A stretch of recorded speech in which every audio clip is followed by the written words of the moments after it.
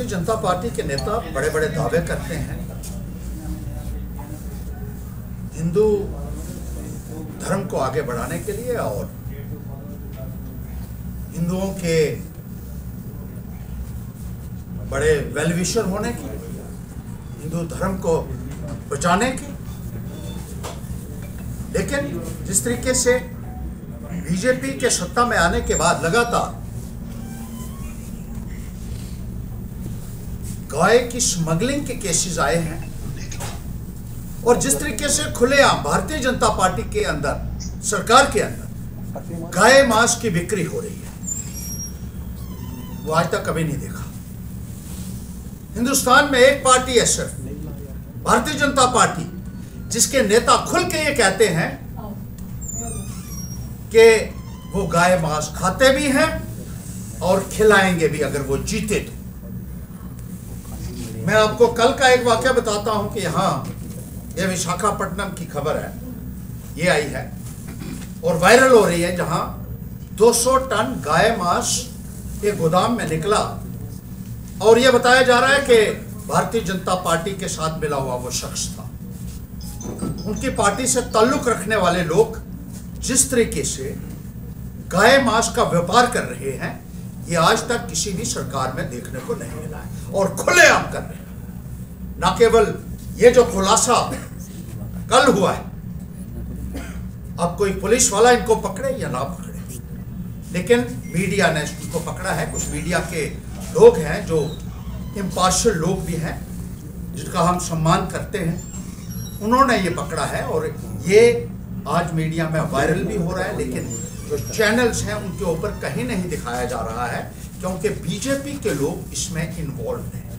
ये इकलौता केस नहीं है। ये देखिए, ये आपके सामने है, ये सीएम बीरेन सिंह मणिपुर के, इनका कहना, ये जो पहले रहे हैं बीजेपी के नेता रहे हैं, और वो कहते हैं कि बीफ को, इसका मांस को हम पूरे तरीके से रेगुलेट कर रहे हैं ताकि सेहत इसको खाकर लोगों की ठीक ठाक रहे। ये भाष्य बीरेन सिंह जी हैं, भारतीय जनता पार्टी के रहे हैं। इसी तरीके से जो दूसरे इनके नेता रहे हैं, पर्रिकर रहे हैं इनके, वो भी चीफ मिनिस्टर रहे हैं और वो भारतीय जनता पार्टी का नेता ये कह सकता है और कोई जरूरत नहीं कर सकता हिंदुस्तान के अंदर।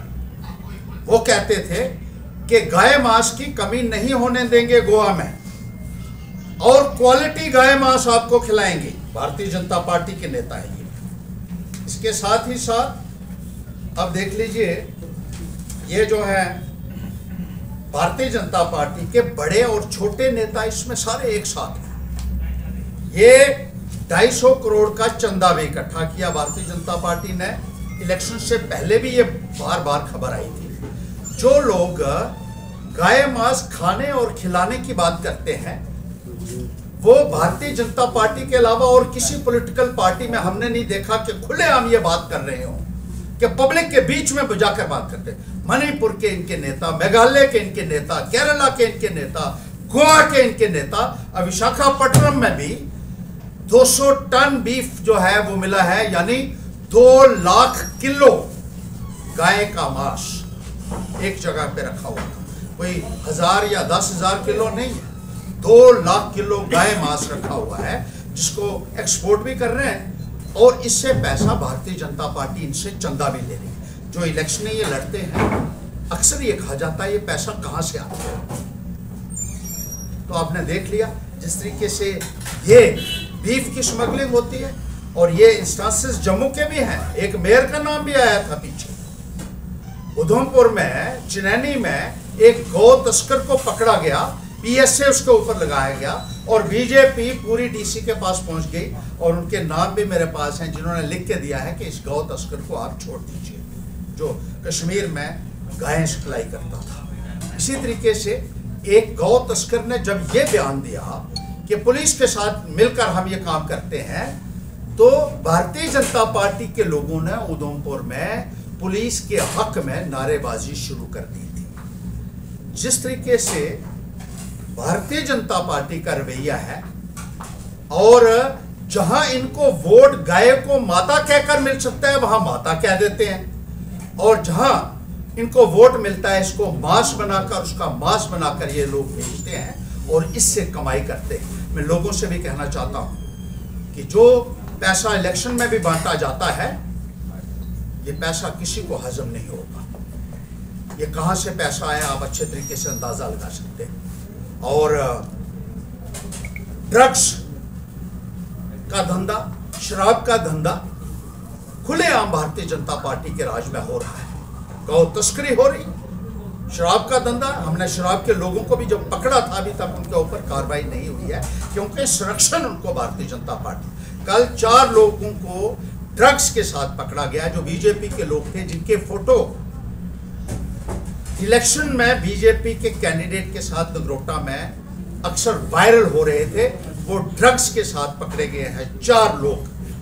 ये ड्रग्स का पैसा, ये गांव मास का पैसा और ये शराब का पैसा, ये तबाह कर देगा न केवल भारतीय जनता पार्टी को, बल्कि जो लोग इनसे पैसा ले रहे हैं और इलेक्शन में जो बड़े बड़े झंडे भी इनके बनते हैं।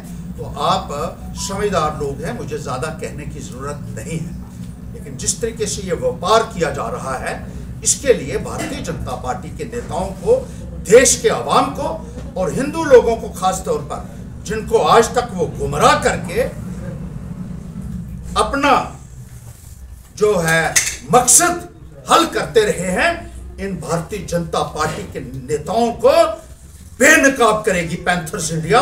और जो गौ को यहां माता कहते हैं और दूसरी जगह जाकर गौ को मांस बनाकर बेचते हैं, ऐसे नेताओं के मुंह काले करने चाहिए पब्लिक द्वारा और सख्त से सख्त इनको सजा मिलनी चाहिए। ऊपर तो मिलेगी ही, लेकिन यहां भी मैं कहना चाहता हूं कि अब वक्त आ गया है कि लोग जागृत हो जाइए और ऐसे नेताओं को इनका असली चेहरा देखिए। और जब पहचान पूरी हो जाएगी तो मुझे पूरा यकीन है कि कोई आदमी भारतीय जनता पार्टी के पीछे नहीं चलेगा, ये मेरा विश्वास है। Thank you. हर्षदेव जी, सवाल है जो आपने पत्रकार वार्ता आज की है, इसमें आप बीजेपी को पूरा इन्वॉल्व करें, क्या लग रहा है भाजपा जम्मू कश्मीर में ड्रग्स का कारोबार भी भाजपा चला रही है?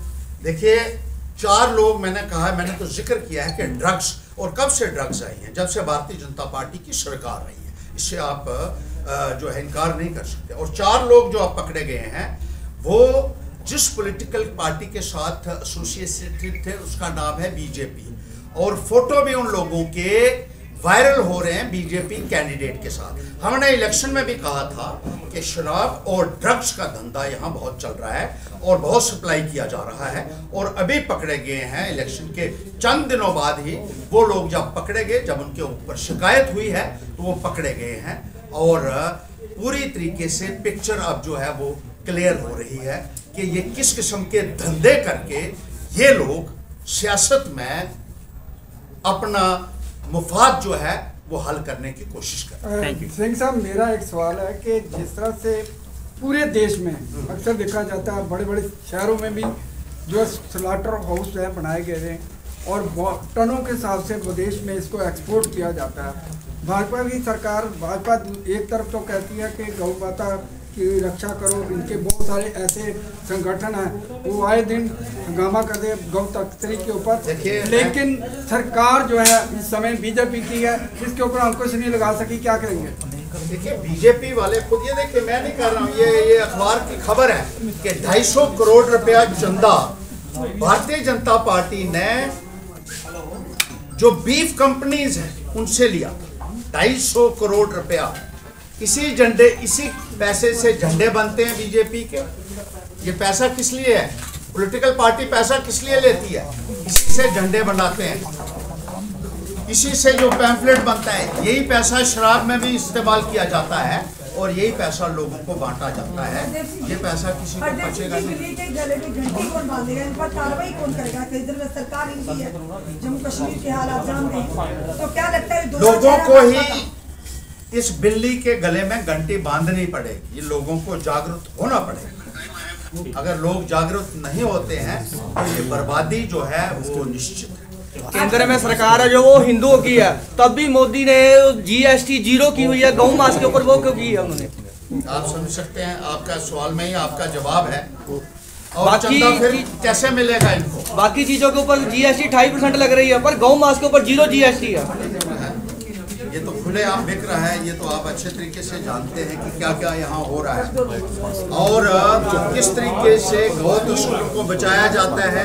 और जो लोग इसमें निकल रहे हैं वो भी इन्हीं के नेता हैं। जैसे मैंने आपको बताया, इसमें चीफ मिनिस्टर जो है वो खुलेआम बयान देते हैं, खुलेआम, और अखबारों में छपता है बयान, 8-9 लेकिन महीने कोई इनको पूछने वाला नहीं है। 8-9 महीने की पहले की बात है, जो गऊ लेके जा रहे थे, ड्राइवर पकड़े, वो भी हिंदू थे। और जब उनसे पुष्टि की गई, और वो फैक्ट्री वाले भी हिंदू थे, और जब मोदी जी की बैठक बैठी थी, बोले कार्रवाई होगी, पर उनके ऊपर आज तक कार्रवाई नहीं हो पाई। कहीं कहीं भी नहीं होती कार्रवाई, आप देख रहे हैं।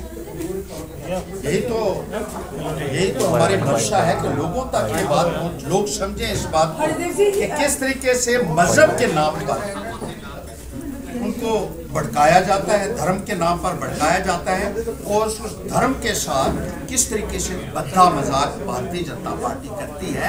ये लोगों के लिए एक आई ओपनर होना चाहिए।